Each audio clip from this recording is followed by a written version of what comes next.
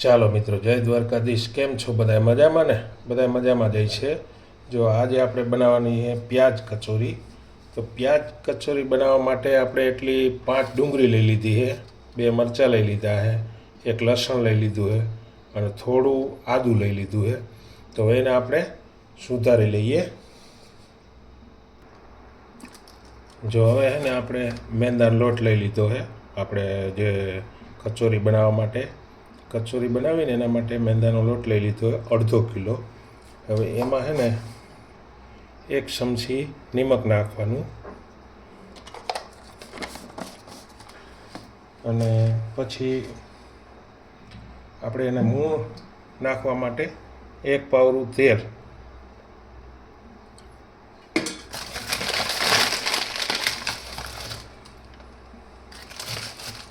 અને થોડો અજમાને છે ને આવી રીતના આમ કરી નાખવાનો, એટલે થોડો ઓલો થઈ જાય છે. પછી સ્વાદ માટે આપણે એને છે ને લોટ બાંધવાનો, એટલે પાણી જેવું જોઈએ ને એવું જ લેવાનું, બરાબર? હવે આપણે લોટ મૂળ લઈ અને પછી બાંધી લઈએ.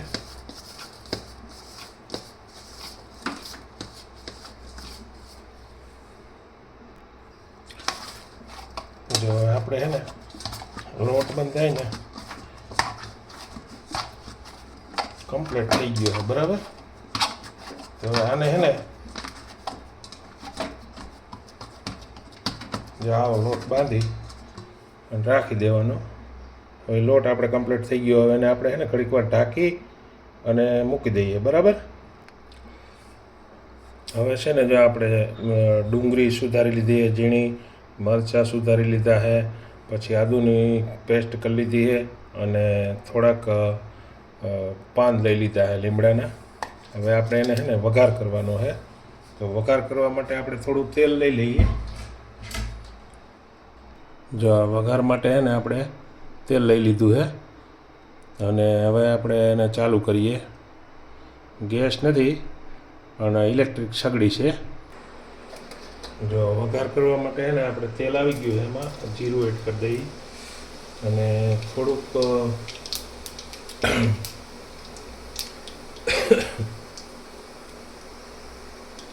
પાક એડ કરી દઈએ, લસણની પેસ્ટ, મરચાં અને પછી ડુંગળી. એને થોડુંક આપણે હલાવી નાખીએ.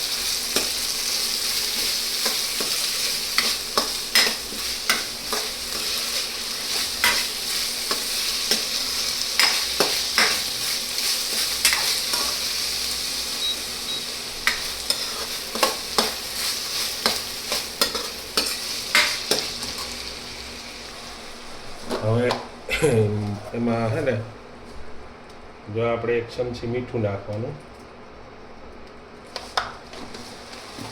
અને 1 ચમચી હળદર નાખવાની,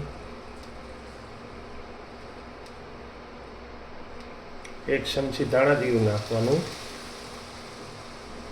અને અડધી ચમચી એને ગરમ મસાલો નાખવાનો. ને મરચું છે ને જો આપણે મરચાંને કટકી તો નાખી હતી, પણ તીખાશ માટે લાલ મરચું થોડુંક એડ કરવાનું. એટલે છોકરાઓને ખાવું હોય ને તો તીખું ન લાગે, મોટાઈ ખાઈ શકે અને છોકરાએ ખાઈ શકે. તો એ આપણે એને થોડું ઓછું નાખવાનું, કેમ કે મરચાંની કટકી નાખી હતી ને એટલા માટે. જો આ મસાલો આપણો છે ને તૈયાર થઈ ગયો છે. હવે એમાં છે ને થોડોક ચણાનો લોટ એડ કરવાનો છે, પણ એ આ થોડુંક પાકી જાય ને પછી ચણાનો લોટ એડ કરવાનો. જો હવે આપણે આ પ્યાજનો મસાલો છે ને કમ્પ્લીટ થઈ ગયો છે. તો હવે એને આપણે ઉતારી લઈએ અને પછી તેલ મૂકીએ કચોરી કરવા માટે છે. અત્યારે બધા મસાલો કમ્પ્લીટ થઈ ગયો છે. જો હવે આપણે છે ને તેલ મૂકી દીધું છે એના માટે. અને બીજું જો આ મસાલો તૈયાર કરી લીધો ને એની ગોરીંડી વાર લીધી છે અને એ તૈયાર કરી લીધું. હવે આપણે છે ને જે મેંદાનો લોટ બાંધ્યો હતો ને એના લુવા કરવાના છે. લુવા કરીને મસાલો ભરવાનો છે, એટલા માટે હું તૈયાર કરું. જો હવે આપણે લોટ કેવો હાઈ ક્લાસ થઈ ગયો, 10 મિનિટ ઢાંકીને રાખ્યો હતો.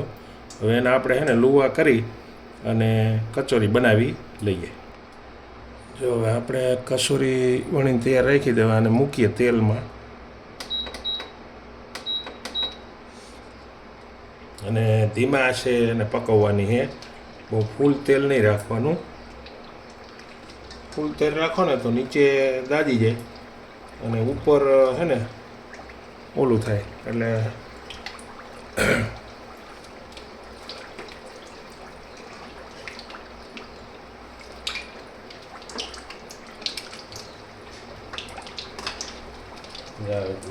તરીએ બેહવા નહીં દેવાની. તરીએ બેહે ને તો દાજી જાય, એટલે તરીએ નહીં બેહવાના. જેમાં આપણે હે ને એ આફેડી પાકતી જાય ને એમાં અધર ઉપડતી જાય છે. આવી રીતના તરીએ રહીએ ને તો દાજ બેસી જાય. તો હવે આપણે કચોરી છે ને ઉતારી દીધી છે પાકવા માટે. જો આ રીતે. અને પાકતા વાર લાગશે, 10 મિનિટ વહી જાય, કેમ કે આને ધીમે આંચે પકવવાની હોય. અને ધીમે આંચે ન પકાવીને તો શું થાય, ઉપર લાલ થઈ જાય, અંદર કાશી રહીએ. આ તો ફૂલીને દડા જેવી બધી થઈ જાય છે આવી રીતે. એટલે નીચે હલાવતું રાખવાનું, એટલે દાજે નહીં, એ ખાસ ધ્યાન રાખવાનું. જો હવે આપણી કચોરી છે ને પાકીને એકદમ ક્રિસ્પી થઈ ગઈ છે અને કલર પકડી લીધો છે. તો હવે આપણે એને એક બાઉલમાં કાઢી લઈએ. જો આ ફૂલીને દડા જેવી થઈ ગઈ છે બધી. હવે આપણે આ બાઉલમાં કાઢી લઈએ. અને જો આવી રીતના એકદમ મસ્ત પ્યાજ કચોરી. જો આ છે આપણી પ્યાજ કચોરી. જો બધું ચટણી 2 જાતની અને પ્યાજ કચોરી. અને કચોરી તમે જો આમ અડોળે તો આમ ભૂકો થઈ જાય.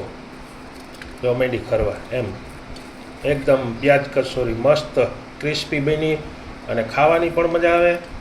અને એકવાર તમે પણ ટ્રાય કરજો. અને અમારી રેસીપી કેવી લાગી તો લાઈક, શેર ને સબસ્ક્રાઈબ કરજો. અને આવતા વિડીયોમાં બન્યા રહેજો.